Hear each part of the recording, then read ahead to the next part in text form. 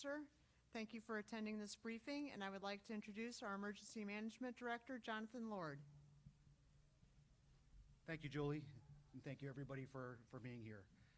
As you're all already aware, Hurricane Dorian is now a Category 5 hurricane as of earlier today, and is continuing its approach towards the eastern coast of Florida, as well as Flagler County. Even though the storm has shifted and many times over the last few days, and it's been a pretty tough storm for the Weather Service to forecast, Flagler County has remained in the cone the entire time. So we really encourage folks not to focus on that little line you see sometimes on the internet and the TV, but really focus on that cone, because this proves perfectly why they give us the cone and not that line. Flagler County is now within that 3-day cone, and we'll probably expect to see some kind of watches and warnings pop up in the next day or so. We do ask that residents, even though we keep delaying sheltering and evacuations, please do not become complacent. I'm very pleased with the impact in the community, that we see that many of our community members have heeded the warnings, and very early in the week, we're clearing out stores and emptying out fuel from the gas stations, allowing the stores and the gas stations to refill overnight every single night. So I'm very proud that our community did the right thing and are very, very prepared, which makes me feel that much more comfortable. We are still looking at opening shelters. Our shelters are ready to go. They've been ready since Saturday morning. We've just been buying ourselves an additional day. Before I walked in here this morning, we were thinking that we may be opening shelters Monday. At this point in time, it looks like shelters may open Tuesday. But until we make that decision based on the track of the storm, we ask folks to remain ready, do not become complacent, and just keep paying attention to the county and wait for our official evacuation order. Flagler County, at a minimum, expects to receive tropical storm force wind impacts, tropical storm force conditions. Those conditions are very similar to what we experienced with Hurricanes Irma and Matthew, just to give a frame of reference. So even though it sounds like a tropical storm compared to a Category 5, it doesn't sound like it's that big of a deal. Please, please remain prepared and remember those impacts we saw from those previous storms. We are still not out of the window for potentially getting hurricane force winds as well. We are still within the 20% range, 20 to 30% range for potential hurricane impacts with this storm as well. We still are continuing to provide sand and sandbags at Malacompra Park, the old jail site in Bunnell, hidden trails in Daytona North, and Flagler Beach at the Santa Maria del Mar Church. We do ask that if residents are going to those sites, if you can bring a shovel. We only have so many shovels there, and there are volunteers willing to help shovel. We do have personnel actually from the Sheriff's Department helping there, or prisoners from the Sheriff's Department helping there, and any other additional help for those sandbagging. For those people looking for sandbags, we really do urge you that today really would be the good day to get that done and get those sandbags taken care of if those are important to your property. We also want to remind folks that there was a rumor that was out there for a little while that the bridges had closed. Both of our bridges to the Barrow Island are still open. So again, I really want to stress the fact we have at a minimum tropical storm force impacts coming, still potentially a hurricane coming. The hurricane may still change course. It has been doing, and it will continue to do so. So please, please, please do not become complacent. Please stay prepared, keep your shutters up, make sure your evacuation plan is in place, and if your plan is to go to one of our shelters, our special needs shelter will be at the Rimfire Elementary School. Our general population shelter will be at Bunnell Elementary School and does accept people with domestic pets, and we can take care of those pets in that shelter. So please keep that in mind, know how you're going to get there. If you need transportation assistance, reach out to the county at 386-586-5111. Or if you need to get on the list to make sure you can get a space in the special needs shelter, call that same number as well. Stay prepared. Keep watching us and the media for if and when we have to order evacuations, particularly those of you that live in evacuation zones A and B. Thank you. Now I would like to introduce our Sheriff, Rick Staley. Well, thank you. First, I want to commend the community. They're really working together. Our calls have not skyrocketed, and people are generally obeying the law and getting ready for the storm's arrival. Our inmates have filled close to 15,000 sandbags. They are at Santa Maria del Mar Catholic Church today in Flagler Beach. Today is probably the last day the inmates will be assisting with sandbag filling. We are required under law to only let them work so many hours in a week, and we are at that capacity. So unless they volunteer, today will be the last day, and that operation will end about 3 p.m. So today's really the final day to have assistance filling the sandbags. We know also today is Labor Day, and everybody was expecting a great Labor Day weekend. We certainly weren't expecting to have to deal with Hurricane Dorian for Labor Day weekend.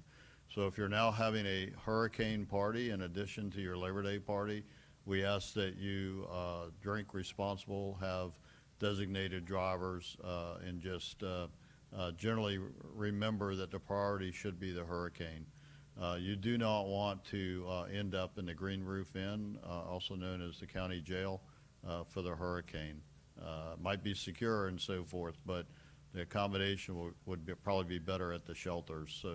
So we ask that you continue to support each other, and our deputies will likely go to Alpha Bravo shifts starting Tuesday, depending on the speed of the hurricane and its forecast. That means everybody's out and working.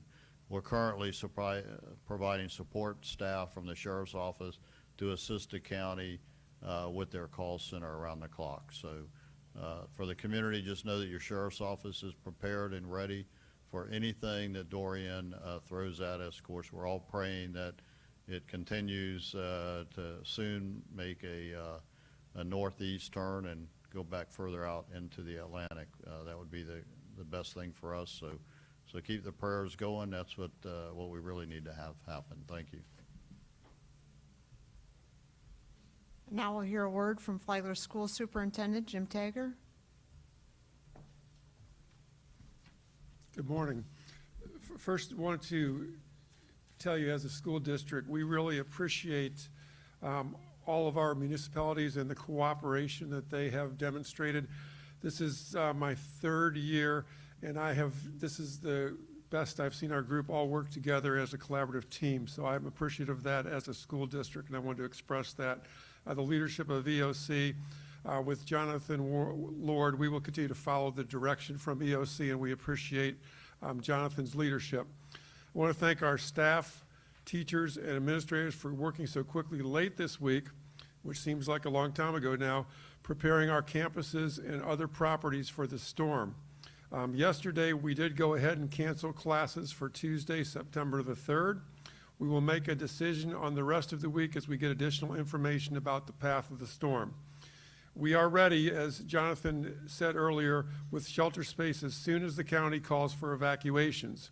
Rimfire Elementary is set up as a special needs shelter and will be run by our friends from the local health department. Bunnell Elementary is set up for general population as well as a pet shelter. Thank you, be safe, and keep praying. And last but not least, we'll hear from Flagler Beach officials, starting with Manager Larry Newsom. Thank you. Well, here we go again.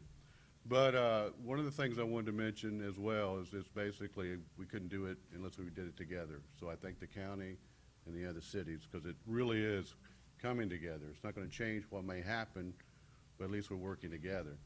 The biggest thing I'm looking at, first of all, let's talk about the beach. The beach itself, it's already pretty rough out there, and the beach is actually within the confines of the city of Flagler Beach. We have lifeguards on duty today. We'll have lifeguards on duty tomorrow, but I don't want to put them in harm's way. So my recommendation is don't go too deep into the water if you decide to go in. If you're not experienced at dealing with the ocean, you shouldn't go in at all, because then my lifeguards actually have to come and get you. So it's just the nature of the beast. Second of all, I just want to talk about some of our operations, like everybody's talked about. Tuesday and Wednesday seems to be what we're looking at when we're actually going to have our facilities that will not be open. We're most likely not going to pick up garbage on Tuesday or Wednesday, so please don't put anything out by the roadway. So then you turn it into an obstacle that can fly around and cause harm to other people, including your neighbors. So just wait, and we'll run our operation tomorrow, which will be Class 1 household garbage. We'll pick that up. Anything to do, I know people want to clear and cut and trim the trees. Well, now, if you do that, put it in a secure location. Again, we don't need it going through somebody else's window, or yours, for that matter. The second thing is City Hall will be closed Tuesday and Wednesday. So if you need any services, the services will be here at EOC. If you have any questions, you can contact the EOC and speak to one of our representatives at EOC. And probably most people in Flagler Beach have my phone number, so you can always give me a call if you need to. One thing I'll do now is I'll yield to my police chief, because I know him and the relationship he has with the sheriff. Certain things will react once we actually have an evacuation. And the evacuation, let's face it, is going to affect pretty much most of Flagler Beach on the east side of the intercoastal. And once that bridge is closed, it's closed. Now, also to talk about that, one thing that Matt and the sheriff will be monitoring is when we let people back in. Sightseers, you're not allowed. I mean, the bottom line is that, you know, the sheriff's department, they've always done a good job, along with my police department, on letting the people that need to come back. We are going to let people come back, and Matt will elaborate on that. We'll let people come back that need to take care of their businesses, because let's face it, the businesses on Flagler Beach, you know, been through a lot in the last 3 or 4 years. So we want to get them up and running as quick as possible. We want to make sure they can salvage what they may have on location that does not go bad as far as food, other things like that. So we're going to work with the businesses to get them back on and their staff back on, and anything they need to help them to protect what they have in those walk-in coolers if we don't have power. So Matt, if you would. Good morning, everybody. So we've been down this road twice, and it's like deja vu all over again. So I've yet to see a storm that provides so much uncertainty, and everybody from Key West all the way up to Maine right now falls into the cone of anxiety, what this storm is going to bring. So for the city of Flagler Beach, we're prepared. We're working hand in hand in unison with the sheriff's office. That's what we do. That's what Sheriff Staley does. So a lot of questions have arisen about when will we close the bridge in Flagler Beach. The bridge will be closed when sustained winds are at 45 miles an hour. At that point, 45-mile-an-hour sustained winds are not safe for law enforcement, fire, first responders, or anybody to be out and about. So when we do reopen the bridge, this is what you're going to need to get back into the city of Flagler Beach. Positive identification. That's a Florida driver's license, an ID card, or utility bill with your name and address on it. We'll also do that for Beverly Beach residents. What we don't want to have happen is the criminal element to try to capitalize on a natural disaster. So Sheriff Staley and I are in constant communication, and if there will be a curfew, it'll come out through the sheriff, with full support from myself and Chief Tom Foster from the city of Bunnell. We're praying that this storm saves everybody, that there's not a loss of life, and we just ask that people heed the warnings and pay attention to Jonathan Lord and the elected officials that love the citizens of Flagler County. Thank you. I would like to thank everybody for attending this morning, especially our media partners, because we really couldn't get all these important messages out without your help. And remember to follow us on our Facebook and Twitter accounts, and you can find all of our information at www.flaglercounty.org. And we've got links to everything there. Thank you so very much.